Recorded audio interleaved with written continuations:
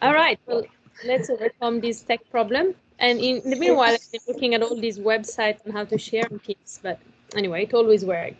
So, hello everyone, I'm Sabrina. So, I'm finishing a PhD at the University of Queensland, and 5 years ago, I started the Brisbane Tool Library.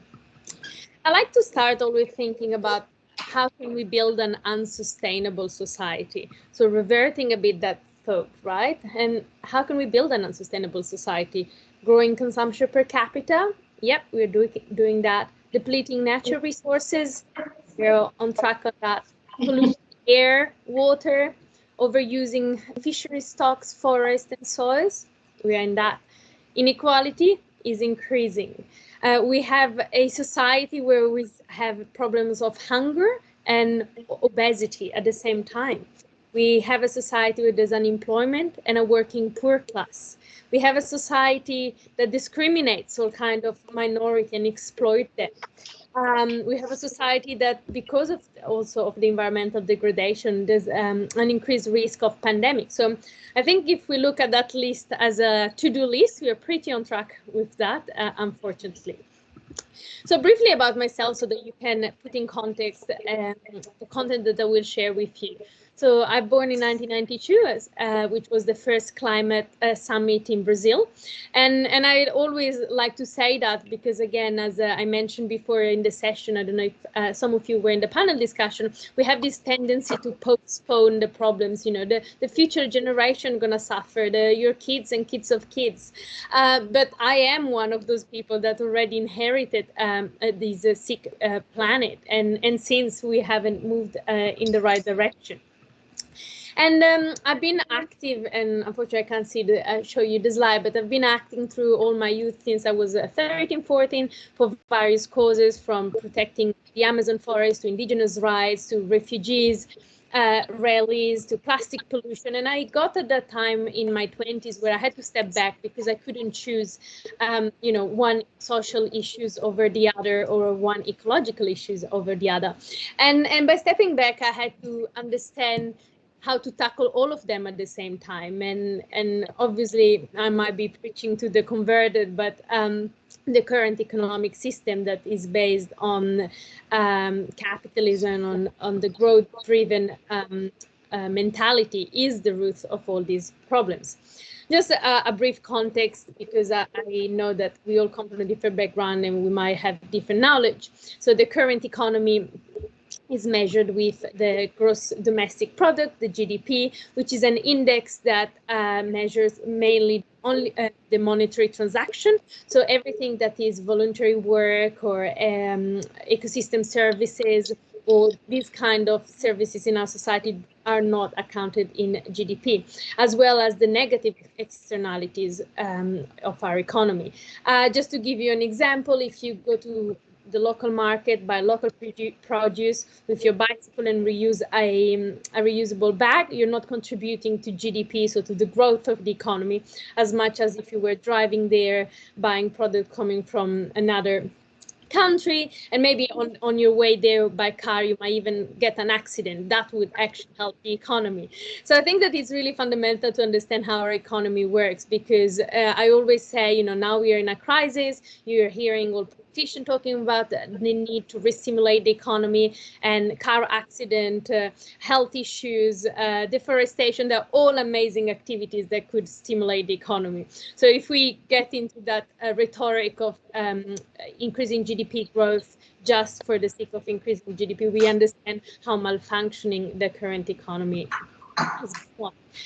So capitalism and the current growth-driven economy is based on the assumption that there is not enough to it, and we are producing commodities not that we need, but the commodities that need to be sold. And that continuous accumulation of capital, of money in search for money, is what is depleting our natural resources.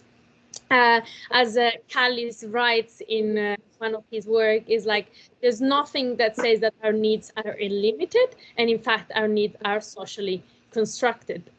And so we have to frame the problem as, economic growth cannot be a synonymous of progress. And Patel which won a Nobel for economics, writes, "The perpetual quest for economic growth has turned humankind into an agent of extinction." In here, then we can connect it to what are the solution, and the solution, sustainability became a buzzword nowadays. And I think that today I wanted a little bit to repoliticize the word sustainability. Sustainability used to be a term used as a radical condemnation of the unsustainability of the status quo, which was based on capitalism. But then it has been co-opted by the system itself, by capitalism itself. It has been captured by the political economy elite and transformed into sustainable development and sustainable growth and then green growth. And I think that repoliticizing and understanding what sustainability used to be and should be is a fundamental thing. Just to give you an example, and I mentioned it also in the panel before, the Sustainable Development Goals are championed across the world nowadays. But if you look at Sustainable Development Goal number 8, it actually aims at economic growth. So just by pursuing that goal, we could, give up on all the other goals. Again, Sustainable Development 12 talks about responsible consumption and production without acknowledging the need to reduce in absolute term both of these issues. So there is an amalgamation of sustainability and growth, and I like to call the SDG as a super distraction goals, because it deviates us from focusing to the nucleus of the problem. So this amalgamation is called also greenwashing, and we can see it in other example with terms like decoupling or circular economy, all solution where they promote eco-efficiency before systemic change. And relative decoupling, that you might have heard or not, is basically saying, let's continue producing as much, but let's do it more efficiently. The eco products, this is greener than the other. But if we really think about it, capitalism has never been, against producing efficiently, and it has always been about producing more. So obviously, if we can produce products more efficiently and we can produce more and profit from that model, capitalism would not be against that model of society working. But obviously, we need to rethink the system around the ecological boundary. So the question today is economic growth the only reasonable and possible way to manage society? And it's really a shame that I can't show you the slides, because I have some more visual images to transmit this message. But so if economic growth is not the only way, and I think it can't be the only way of organizing society, so what else? What's out there? What is already being explored? Where can we focus more? And I want to introduce today the economic degrowth. So one definition of economic degrowth or post-growth is a voluntary and equitable downscaling of the economy toward a sustainable, just, and participatory steady-state society. Or Alexander, based in Melbourne, he defines economic degrowth as a planned contraction of the energy and the resource demands of the overgrown economy, and that's a really important point, for social justice, ecological viability, and for human flourishing beyond consumerism and productivism. And why I pointed out at the overgrown economy is that we need also to decolonize systemic change. So we need to start in our country. We need to get out from this idea of imperialism, imperialistic sustainability. In the slide that you can see, I put down a triangle, an inverted triangle, and I'm showing 3 levels of society: the macro, the meso, and the micro. And at the macro level, we have the economic system, we have democracy, we have this big complex system. At the individual level, we have all what we've been told to do, recycle better, healthier, and all these small steps that we are promised that if undertaken, they can actually lead to systemic change.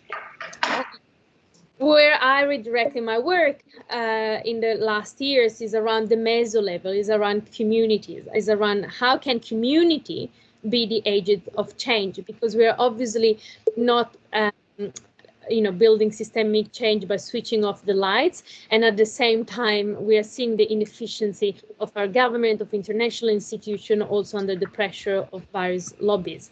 And this is what led me in 2017 to start the Brisbane Tool Library.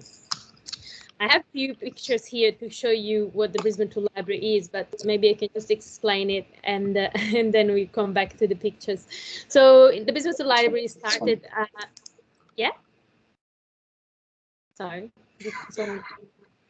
So when I started Brisbane Tool Library, we just started driving around and collecting tools and other items from people. So we were driving from one suburb to the other. And then with time, we got more organized, and we now collect all the stock from Brisbane City Council recovery centres. So we literally drive every second week to landfill and take out these items. And it's a powerful picture I put up in there, and because I often think that when we think about waste, we think about the, composting or the end of life item, while in reality, waste in our society, as you might see later in the presentation, it looks like as perfect functioning power tools with boxes and instruction. That's what gets into our landfill nowadays. When we receive everything, we clean it, we test and tag it, and I think that's where the power of the image comes in, because explaining it might not value the work of our volunteers as much. But we then catalog every item, so the revolution passed through taking care of each item, and then we add them in our inventory, and people can borrow anything we have, so from hand tool, power tools, camping gear, Christmas decoration, all those items that can't be that are often underused. Do we have access to the slide yet? No. Hear us, Rita? Yeah. Sorry.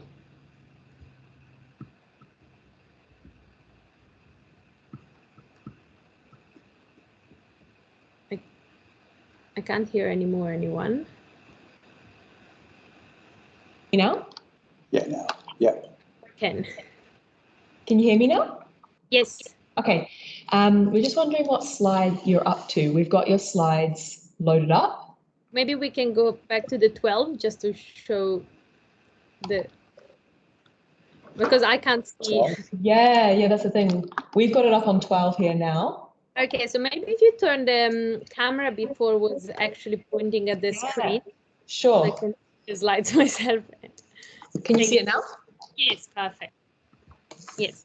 So here, as I said, this is a slide showing how we use those to collect the stuff from people organically.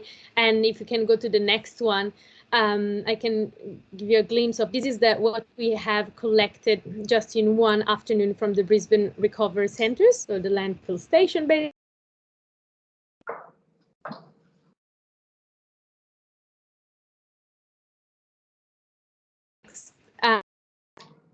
Sorry, you just just a little cut bit out. the process, the virus. Oh, sorry. You just cut out there briefly. Can you hear me? Yeah. Can you just repeat what you just said? Then you just cut out for a second. Yeah, so I was saying that here you can visualize a little bit the processes of collecting and recreating an inventory out of secondhand stuff. If you go to the next slide again, is a chain of human energy going into reloving these items, so everything gets cleaned. And in the next slide again, please. You can see how we take pictures and catalog every single item. And in the next slide, this is how it looked like in our inventory. So if you go online, people can just book the items and then borrow them.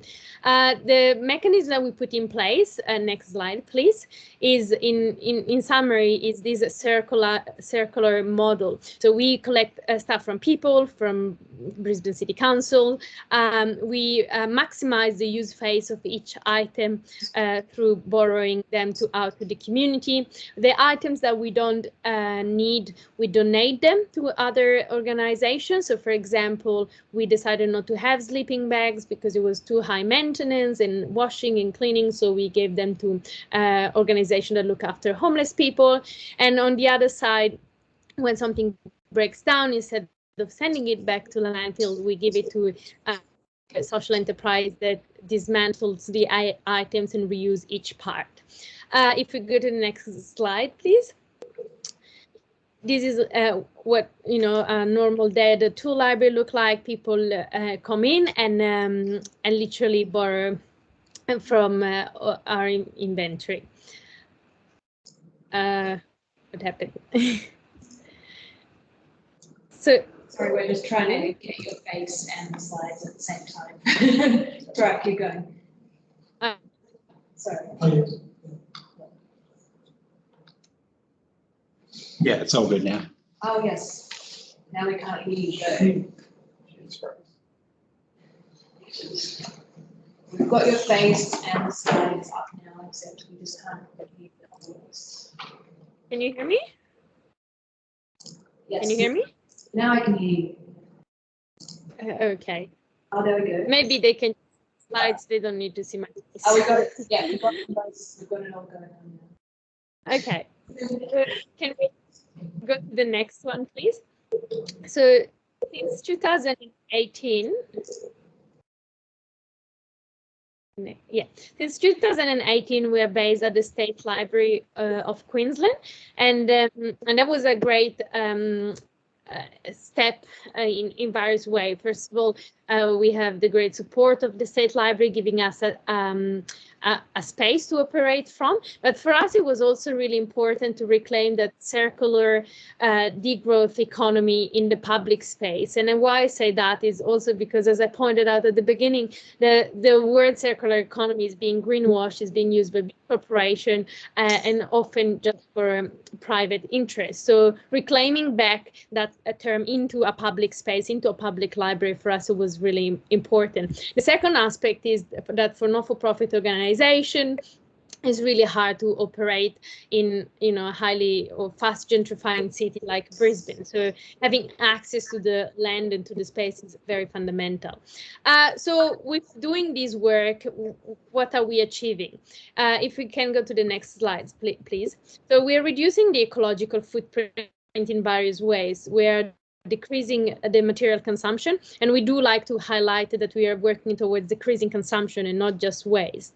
We're maximizing the use phase of this good, and the goal would be to have this model established in society so that we can reduce the need of virgin resources by re-stimulating and stimulating high quality reuse. And the last part is obviously repairing and taking care of the item. But next one, please. We are also helping people to save money because they don't have to buy all these items that might be underutilized. But we're also giving access to some items that might be cost prohibitive for some groups of family in society. And finally, we are reducing the cost of processing waste at the council level and at the state level.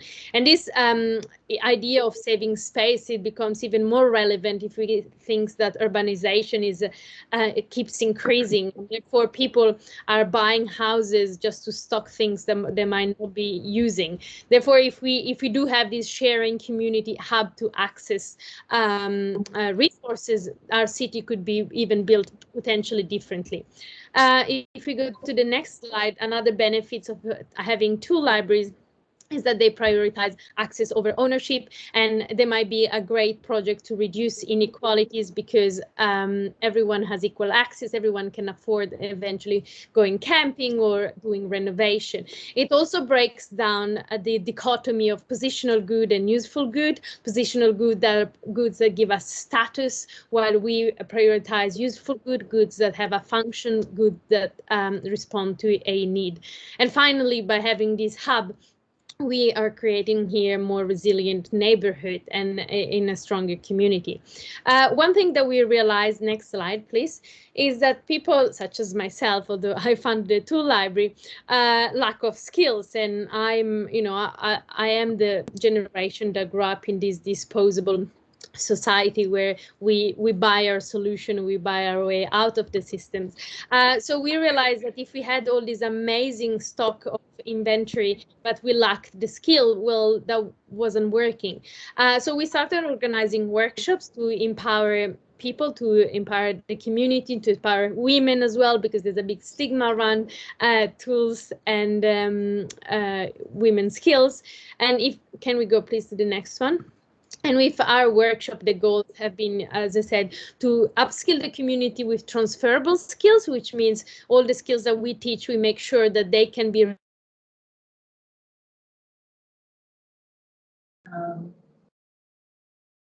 to create self-confidence. And yeah. Sorry, Sabrina, could you just repeat the last 10 seconds of what you said? You just cut out a little. Sure.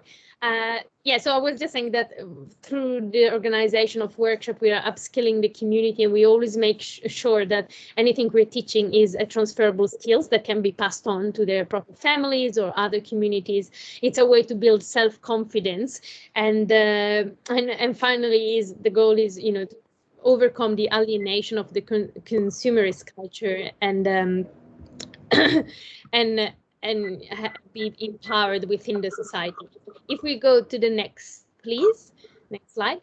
So to library, how are they connected to DeGrow? Well, they're based on the idea of voluntary frugality and simplicity.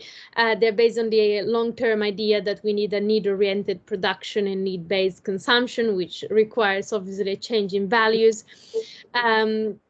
And as I said, we are stimulating this high quality reuse of products so that we can dematerialize the economy, going from products to services in order to reduce the ecological footprint. And we're changing, please, next slide. We're changing the conversation. So we're going from waste, how things are removed from the economy, to disposability. Can you please click? Maybe it's easier if you just click 5 times, so I'm just going to do it this way. Yeah, back. Yeah, so we're going from dispossession, which is a lot of focus currently is on dispossession, our relationship with waste, to possession, our relationship with buying, with ownership, with private ownership. We are trying to change the conversation from consumerism, that then is defined as the love of buying things, as the thrill of buying things, to materialism, which often these two terms are used as synonymous, but I like this differentiation of materialism is the love of the materials, of maintaining things. And in the previous generation, they were materialists. Our grandparents were taking care of clothes and furniture to pass on to the next generation. So really, we need to be all more materialistic. Next one, please.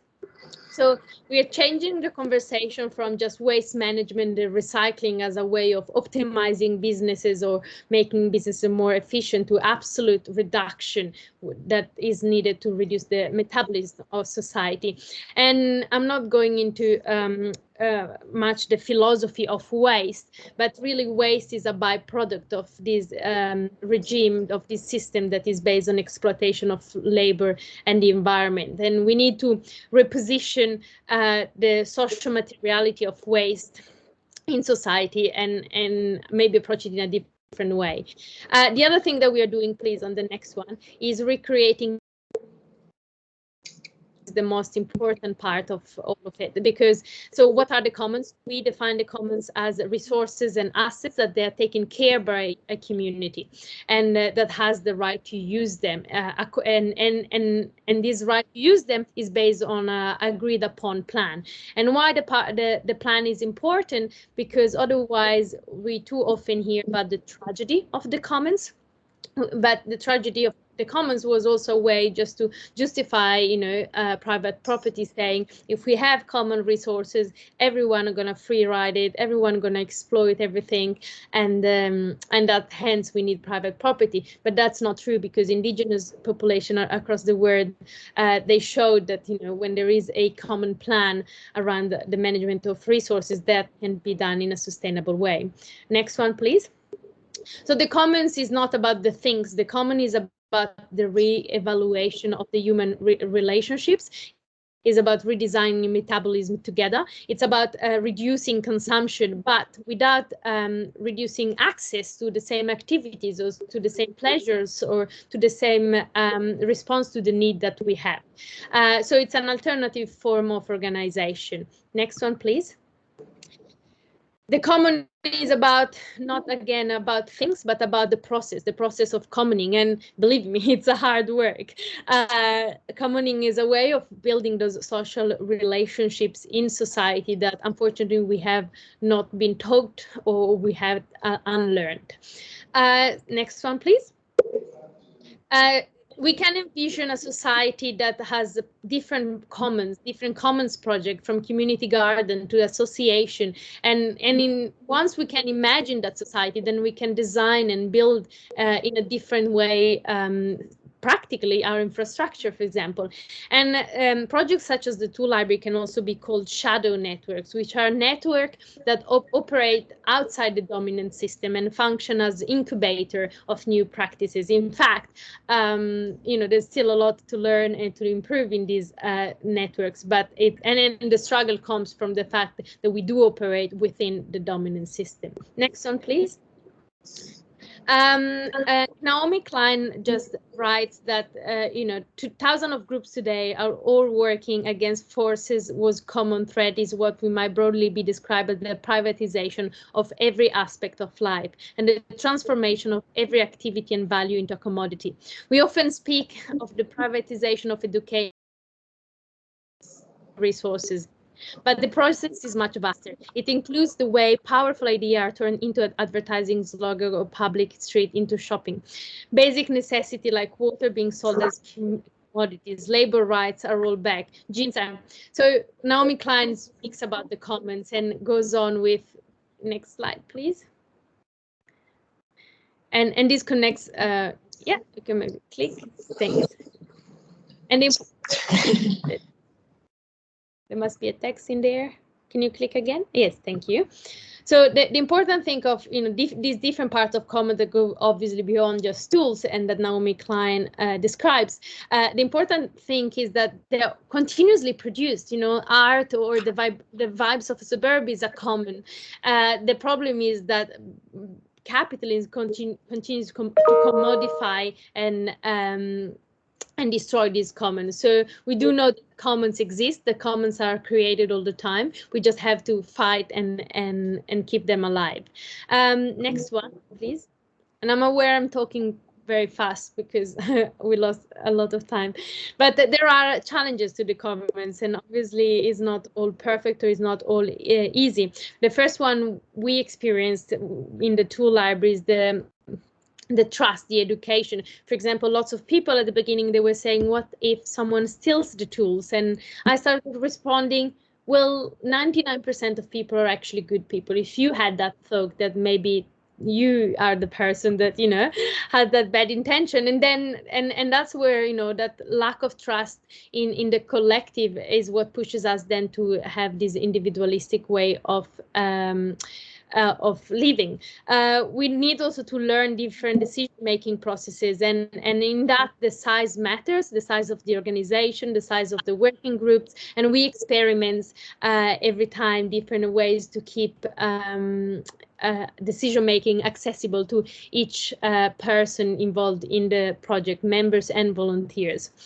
One important point here is the access to the land, and I think we should all fight to keep, more community land accessible to people and organization, because without having access to the land or the space, it's really difficult to experiment and provide those kind of services, and that's another more complex issue. Next one, please.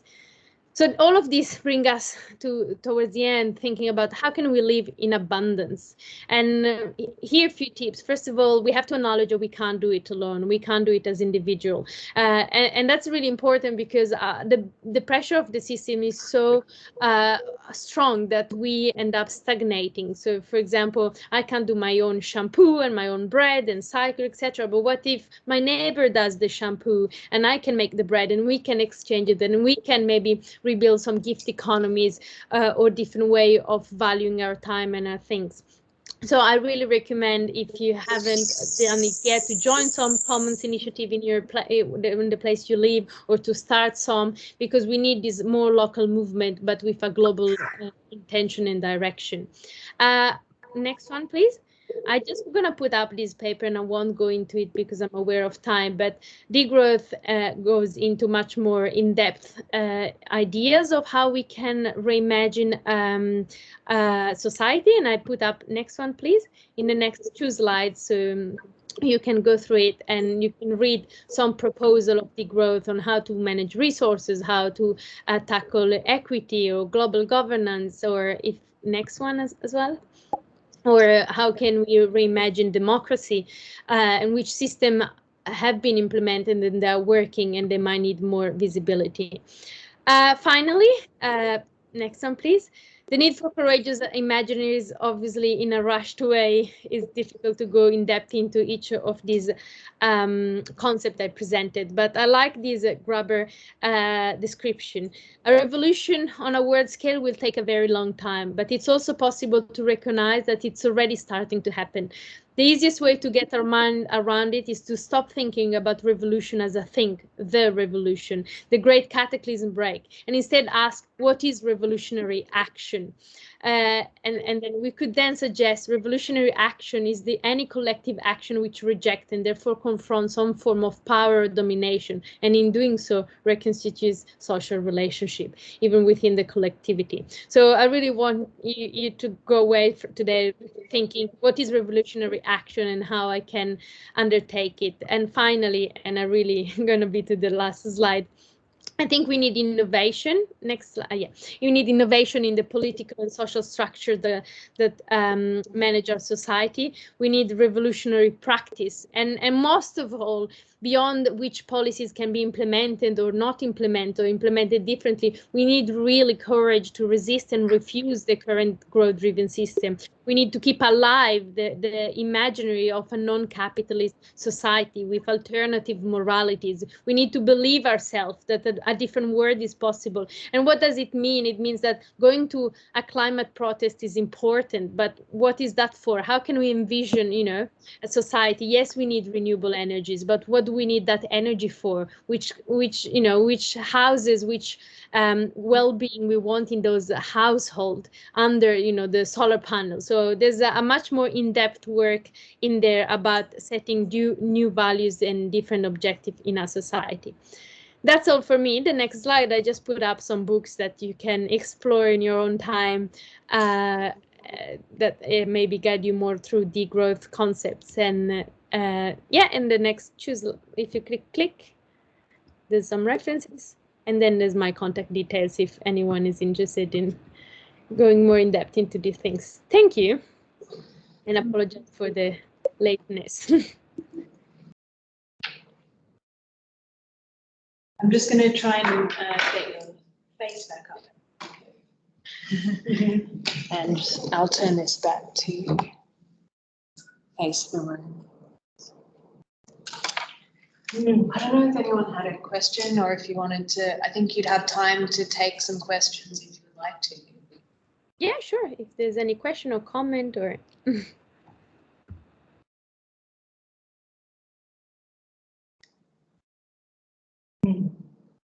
Can you hear me? You need to come. Yeah, I'm still repeating my question. Okay.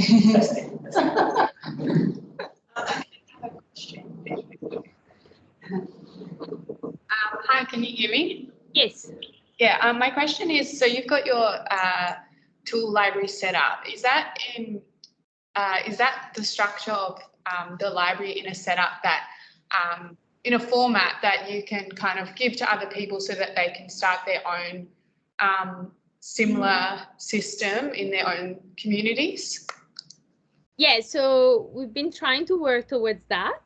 There's also different legislation around, for example, test and tagging and a few other things in different states. And but the idea, yeah, and that's why also we called it Brisbane Tool Library. It has never been to have like one, one company branching out, but the idea is to share this knowledge, and so that every library, every community can have their own tool library.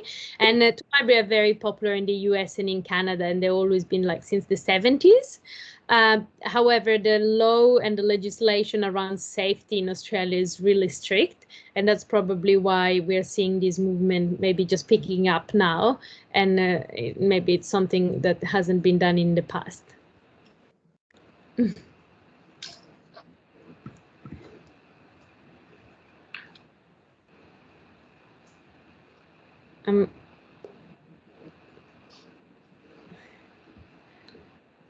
How's your PhD going?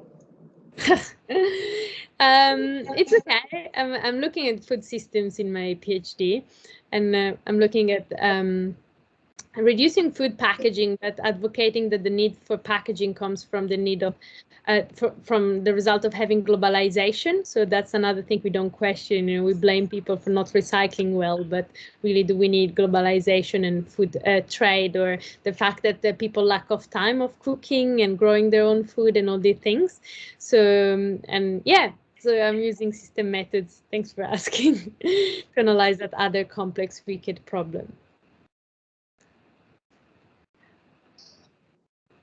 I'm aware that maybe you might have the next session now. I don't know. If anyone needs the extra information, please contact me or reach out to the tool library or come and visit us in Brisbane next time you're up here. Thank you so much. We can try and, or Sophie can try and distribute your slides somehow so that people can see them if you think that would be. Sure. And the literature in there then can help you more understanding each of those concepts that I rushed through. Great. Thank you. Thank you. All right. Thank you.